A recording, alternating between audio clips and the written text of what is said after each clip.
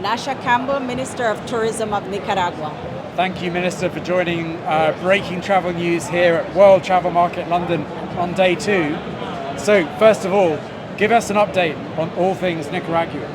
Well, Nicaragua is an emerging tourism destination that has a particular offer in terms of experience, authentic and original experience. So if tourists are looking something unique, then Nicaragua is the destination to go. We have a lot of natural beauty, but that's combined with the rich culture, with the traditions, and most of all with warm people that receives their visitors always with a big smile and with their hearts open. So we always promote a responsible, sustainable, inclusive and accessible tourism for all, not only for foreign tourists, but also for our national people, for them to know Nicaragua. And up until now, it has been very good. We have been advancing in terms of arrivals, positive numbers.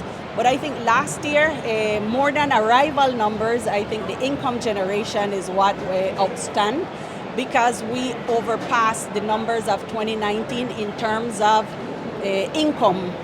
However, we have not reached yet the numbers in terms of arrival prior to the pandemic. So, yes.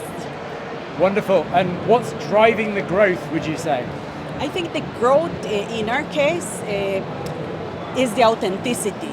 As I said, we're not a massive tourism destination, and we do not want to become one either, because we want to preserve our natural resources and our cultural patrimony. So for us, I think Nicaragua is not a well-known tourism destination yet, but it offers a lot of diversity in terms of experience.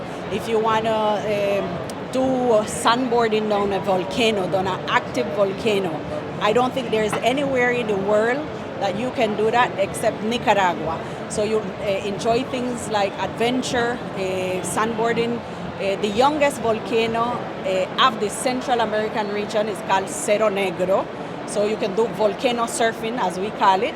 You can do surf the 365 days of the year. You can enjoy zip lining, trekking, hiking, cycling. But you can also enjoy your culture. Our culture is very diverse because it's a mixture between our indigenous heritage with the European and the Afro-Caribbean influence. So if you go to the Pacific coast, you'll enjoy things that has to do with food based on corn, while on the Caribbean coast is coconut milk and seafood. And also the history, the identity of the Nicaraguan people is very rich and interesting. The Caribbean coast, for example, that represents about the 50% of our territory, was a British protectorate up until 1894. So there's a lot of history. There is a mixture in terms of culture, of identity, and natural beauty.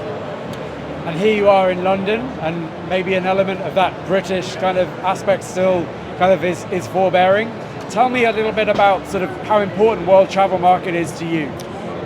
For us, World Travel Market is one of the 3 most important international trade shows, with the ITB Berlin and with Fitur in Spain. The UK for us is our second market in terms of importance from the European region. Obviously, our main market is the US and then Central America, but for us, UK plays an important role also. I think the European tourists are very conscious about sustainability, and that combines very perfectly with our policies, because for us, tourism is not only an economic activity. For us, tourism has to do with the betterment of quality of life of the Nicaraguan people and with poverty alleviation. And I think the European tourists are very conscious of that, of contributing to the local communities. And that's what we do in Nicaragua, that's what we promote. It must be circular, right? It has to be. It has to be. I think tourism makes sense when it's done in a responsible and sustainable manner.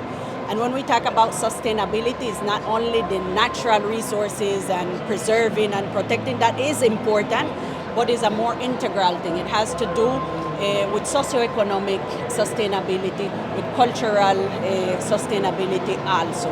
So I think when you combine all of these elements, that's what we promote in terms of an integral sustainability in Nicaragua. And obviously you've really given this impression of it's about quality and it's about sustainability, but also another word, connectivity. Tell us a little bit about that. Well, connectivity is important. I think tourism is connection between people. But to have that, you have to reach to the destination. So in our case, what we promote is the multi-destination.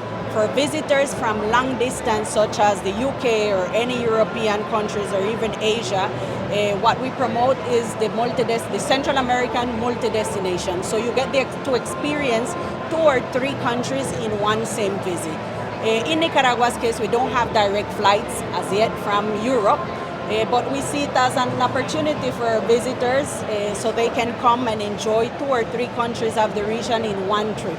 So you can come through Panama and visit Panama, Costa Rica, Nicaragua. You can even come from El Salvador and combine with Nicaragua. And the offer that you will get is also diverse because our touristic offers, they complement each other. It's not a competition, but it complements. In El Salvador or Guatemala's case, you can experience the millenary culture of the Mayans versus Nicaragua that combines with the land of lakes and volcanoes, but also with nature, with culture, and with great people. And finally, a message to any travel professional watching this interview? Well, invite them to come and enjoy Nicaragua. I'm sure you'll have a great experience because of the authenticity, the original and unique experience that Nicaragua offers. If you're not looking for a traditional tourism destination, if you're looking for something real, then Nicaragua is the destination to go. Minister, thank you for your time today. Thank you very much for the interview.